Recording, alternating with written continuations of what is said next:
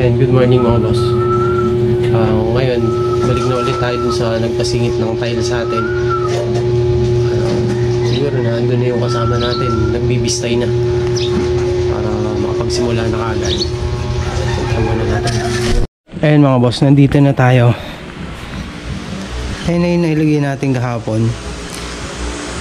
Tapos eto, aalisin natin, dilipat natin sa mga ibang kwarto para makapagdire-diretso na tayo rito kasi hinihintay na tayo nung hihintay na tayo nung dun sa isang pinagagawa nila Tito Alan. Tayo hinihintay kasi marami pa tayong gagawin. Ultimo mga cabinet gagawa pa rin tayo dun. Aalis natin lahat yung maraming kalat na yan. Kung pwede, lalabas na lang dun sa pinakalabas para mapagsimula tayo rito matapos na tong buong sala. Ayan, halo muna tayo. Ayan mga boss, nakapaglatag na tayo doon sa kabilang kwarto. Medyo mahirap lang dito dahil kasi sana matatapos ko ngayon tong isang kwarto na to. Kaya lang nandito yung pinaka-patungan ng foam nya, pinaka-kama. Walang mapwestuhan dito sa labas. Kaya ayan, pagka natuyo dito, ililipat dito yon. Lilipat na lang ng pwesto. Tapos pwede nang gawin yun dun sa gilid na yun. Ganun na lang yung gagawin ko. Ayan mga boss, dito na tayo. Ayan, lilinisin muna natin syempre para mawala yung mga alikabok, mga bato-batong maliliit. Alisin na para dito naman tayo magsisimula para makalabas na dito diretso.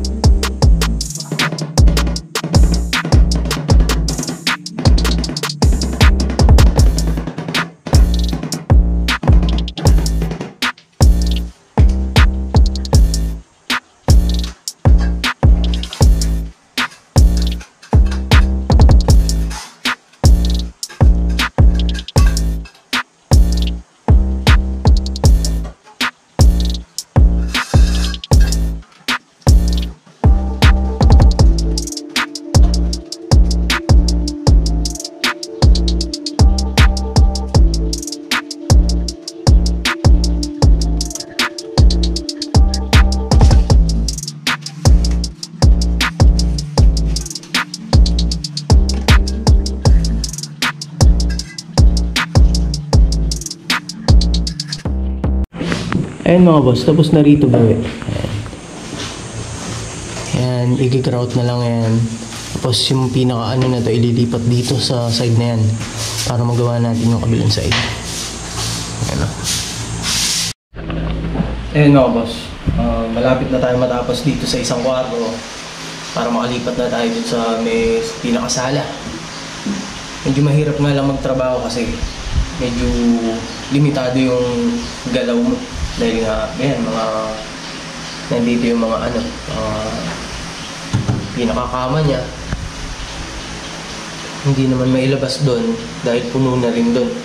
Kaya tiyaga na lang na lipat-lipat.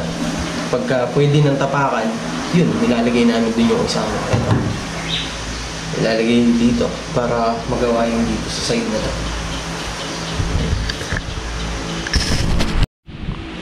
Bali, titira na lang dito. Ito, yan, yung corner na yan. Tapos palabas na tayo dyan. Tapos aalisin na natin lahat dyan kung saan man natin pwedeng ilagay. Kasi dito sigurado hindi pa pwede dahil kalalagay lang ng mga yan. Yung iba, kalalagay lang yan. Eto, matigas na yan. Simula kanina, eto lang naman yung tinatapakan yung bago. Pero may kaluso naman yan sa ilalim dito. Kaya hindi tumatama yun. Kaya walang problema. Ito siguro ilalabas na lang natin dun. Tapos yung iba, kung pwede rito, dito ilalagay. Saka dun sa kabilang kwarto.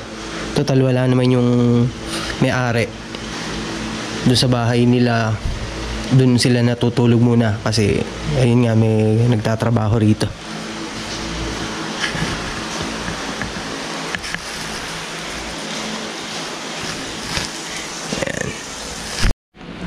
Ayan mga boss, nandito na tayo sa pinakasala.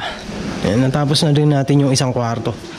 Kaya lang, hindi pa natin mailagay ito, hindi pa rin natin maidiretso yung pinakakama. Kasi bago lang yung mga iba dyan. Mas palabas na tayo rito. Nagyari natin dito sa linya na to. Etong lahat, lilipat natin dito para makagawa tayo dun sa side na yan. Ilang peraso na lang yan.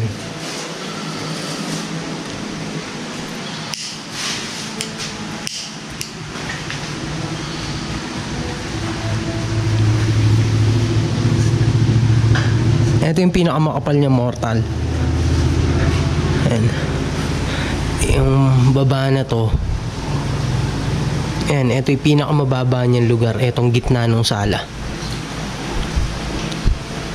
Ayan, 2 inches. 2 inches yung kapal niya. Pero dun sa side na yon, paikot. Dito sa sala, 1.5. Etong gitna lang yung 2 inches. Tapos minsan humihigit pa. Pakaraming kalat. Kaya medyo nagtatagal tayo.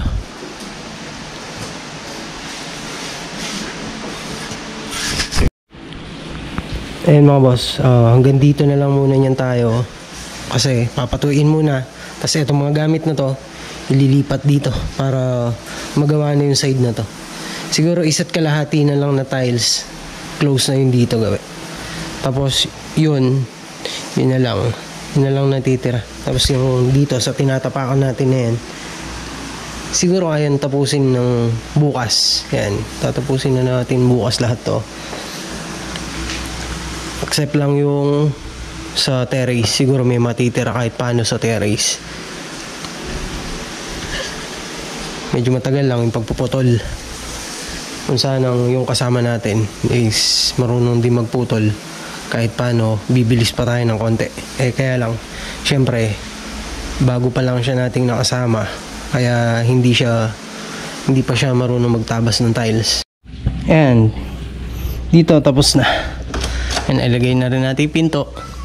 Hindi lang natin may ayos pa to dahil nga basa pa yung mga yan. Tapos i-grout para pwede nang linisin.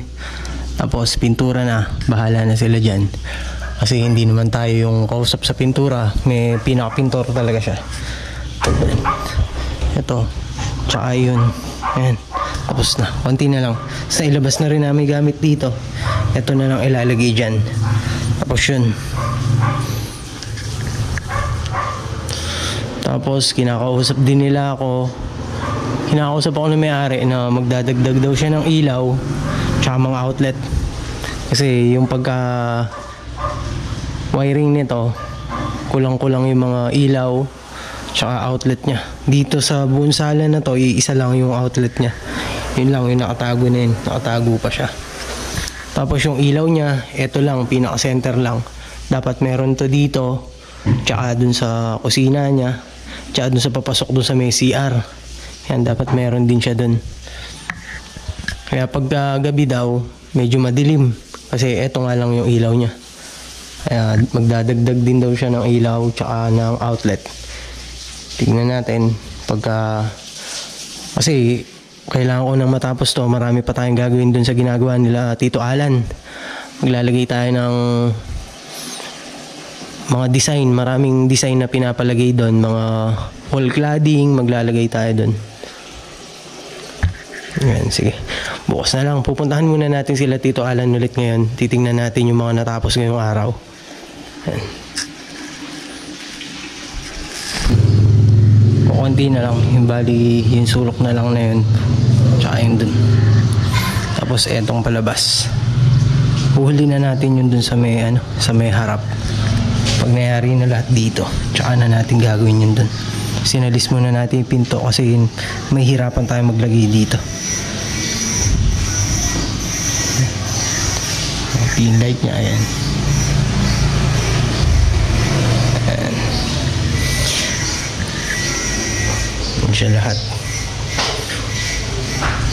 Matagal lang naman dito pagpuputol pero kung saan puro buo siya, sandali lang ilagay. Ayun mga boss, na napaglilipat na natin yung mga gamit dito kahapon para masimulan na natin dito. Nakapaglagay na rin tayo ng mga ilan. Tapos dun diretso na natin. Tapos yung sa ilalim ng lababo niya, gusto niya ipa-tiles na rin. Kaya lang yung mga sobra-sobra nila doon sa bahay nila doon sa Matanda, yun ang papalagay doon. Yung mga yun, yung mga tiles na yun, yung mga natira, yun ang ilalagay dyan.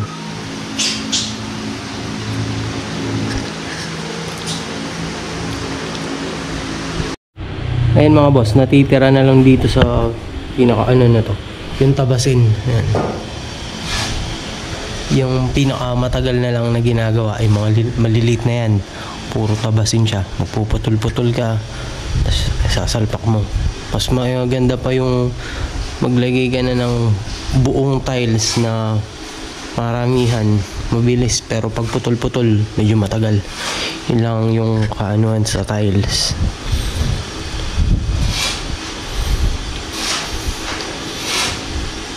Yung mga yun, yung pinto doon temporary lang, hindi talaga yun yung pinto niya, kaya malaki yung siwang niya dun sa baba. Ayun. Papalitan pa daw yung pinto na yan, hindi naman yan talaga yung pinto niyan kasi may gagawin pa sa likod. Kumbaga may terrace siya, Python board yung gagamitin, tubular tsaka Python board na nakahanger. Yan lang ang gagawin dun sa likod.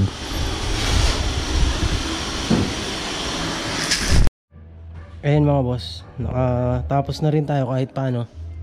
Ayan, nakapaglagay din tayo ng isang putol dito. Tapos yun na lang, papunta ron.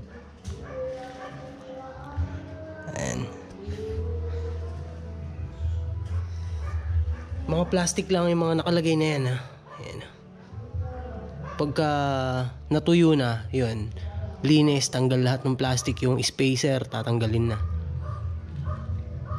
Para alam ng may-ari kung saan yung pwedeng tapakan tsaka yung hindi.